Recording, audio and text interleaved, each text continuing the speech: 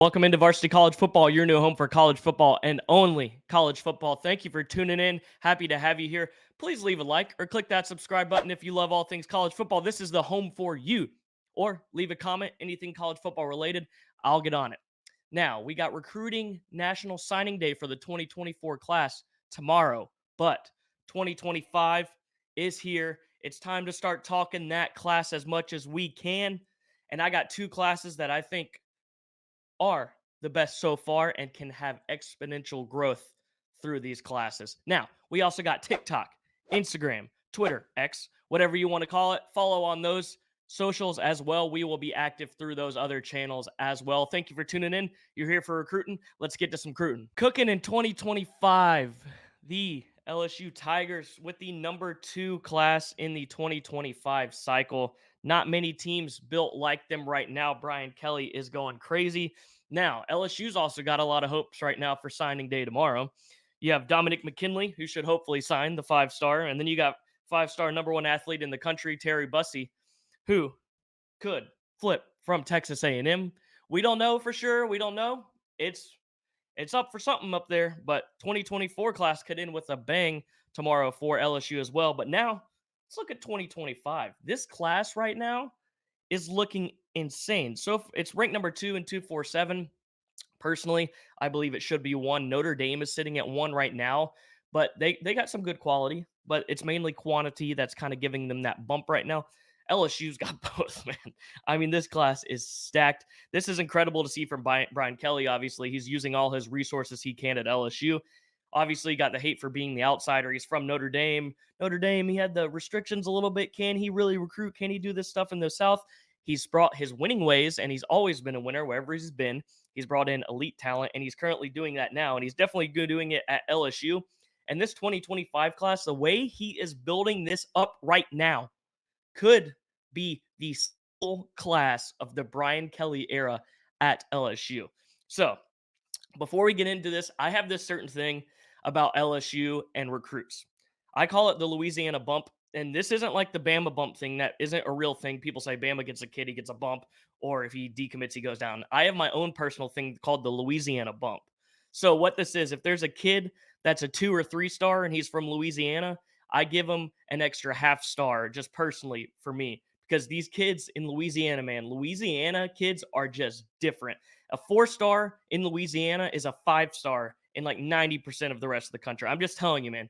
They're different, and they also just bleed purple and gold, as they always do. And you're obviously going to be able to see that through this recruiting class that they have built up so far. But let's go ahead and dive into it. Whew, man. Currently, you got the number 1 player and number 1 quarterback in the class, Bryce Underwood. He's out of Michigan. So you go all the way up and you bring him all the way down. He's 6'3", 205. His size is basically said to already have been or already to be college ready. The kid is a stud. He was the Gatorade Michigan Player of the Year. He led his team to 13-1 with their 3rd straight appearance in the Division I title game in Michigan. He threw for 3,329 yards with 44 touchdowns to 3 interceptions. He is the real deal. Now let's go back to his 2022 year. He was the National Sophomore of the Year from Max Preps and the Max Preps Michigan Player of the Year. He led his team to its first ever undefeated season and its 2nd straight state title, Division I in Michigan. And then as a freshman in 2021, this kid is a seasoned vet, man, in high school, just starting through it all in Division I in Michigan. 2021, he was the Max Preps National Freshman of the Year, led his team to a 13-1 record and a Michigan Division I state title. This kid wins, and his stats are insane, backs it up. He's the kind of elite player you want to bring in to LSU. He can vault you to that whole next level on the top of the mountain. And you already know after watching Jaden Daniels this past year, this kid is just itching to get on the field at Death Valley. This kid could be the guy that vaults Brian Kelly to that first national championship and LSU to another one, as they always do. No matter what, man, LSU always finds a way to win. Not a bad thing. Not a bad thing. Probably the best thing you can have. I don't know what. Decorian Moore, you got him next. The number 2 player in Texas, the number 1 wide receiver in the country. This kid, This kid's special. Okay. So, number one wide receiver in the country, and you go to Texas, get the number two player, like I said. Apparently, he gets on top of corners very fast, and he's really excellent with his downfield ball tracking. So he can get under it and basically figure his way out that head around, whip around really quick with his footwork and hips. He's spatially aware. He's got incredible boundary awareness as well, using the sideline to his advantage or being able to break out to the side. But he displays good body control and he plays bigger than his listed size. He's a little bit smaller, but timing and ball skills, he's going to be fine, especially when it comes into college. He's a little bit of a smaller wide receiver, but he can basically do everything. Separation's great, footwork's great. His route tree is very diverse. So basically, once you get him into college, I think you kind of get him into that weight room. He's going to be able to possess all the abilities you could want a wide receiver to have. And he's basically going to be like a very good Swiss Army knife wide receiver and be able to do it all, especially in that college training room. So now let's move on to Harlem Berry, the next player in this class, the number one player in Louisiana and number two running back in the country, who could also be the number one running back in the country if you like to look at composite rankings. I just go straight off 247s. That's my go to. I believe they are the best. But I mean, with Harlem Berry on top of Bryce Underwood and Decorian Moore, you're just talking about locking down elite talent in the backfield and out out wide. I mean, Brian Kelly is off to a hot start. Like I said, they are cooking. Then you got Devin Harper coming in, 6'5", 300-pound, number two player in Louisiana, and the number six interior offensive lineman in the country. This kid's size is incredible. You want players like this. It can be so hit or miss sometimes on these offensive linemen that you obviously want the size when they're coming in, but this kid looks like the real deal. Let's keep moving on. We got Jabari Antoine, the number three player in Louisiana, number 19 cornerback in the country. This is obviously big defensively after LSU this past year. We know the defensive woes and issues that they have had. Keeping this kind of player in state and adding depth to a defense that needs it. And talking about to a defense that needs it, Keelan Moses, 6'2", 210-pound, number five player in Louisiana, number 10 linebacker in the country. This kid's the real deal. He is the brother of Dylan Moses, the former Alabama player who was an AFCA All-American. He was the captain of a defense for a national title team in 2020. He won another natty in his time at Bama as well, finalist for the Butkus Award, whatever.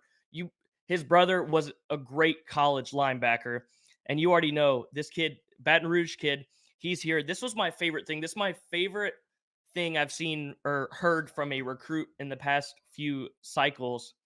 This is what I'm saying. Those Louisiana kids bleed purple and gold. He said, Keelan Moses said, being a hometown hero has always been a dream of mine.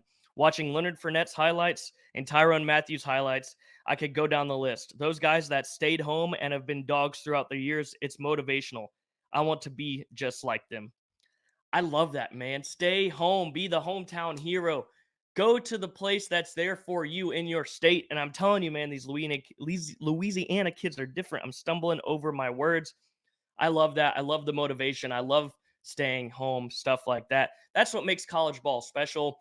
And people are saying we're losing that, blah, blah, blah, blah, blah. We're not. There's still those kids out there that do that. And he is an example of one of those. I love it. I love that. So then on top of that, you got three more players in this class. John David LaFleur, the number 8 player in Louisiana and the number 16th tight end in the country. Brett Bordelon, he's a 6'4", 260-pound offensive tackle, 37th ranked in the country. And then you also have Tehran Francis. He's a wide receiver out of New Orleans, 6'2", 200, and he's the number 17 player in Louisiana. So let's recap this. If that was a lot for you to digest and you just want some numbers, here's LSU's current class they got signed up so far in 2025. The number 1 player in the country, who is your future quarterback. Number 2 player in Texas, who's the number 5 overall player in the country. 4 of the top 5 players in Louisiana, and you're only missing number 4, who's James Simon, a running back who you probably also will most likely land in the future. So you'll probably have the top 5 out of Louisiana. And then you also have the number 8 player in Louisiana, who's the 16th ranked tight end in the country. Brian Kelly's cooking, man. These future classes are going to keep getting elite at LSU. Brian Kelly knows how to win. He's just never been at a place like LSU that just makes it insane. The recruiting at LSU can be elite as elite as anywhere else, and Brian Kelly's bringing that to the forefront, and this is great to see. Good for LSU.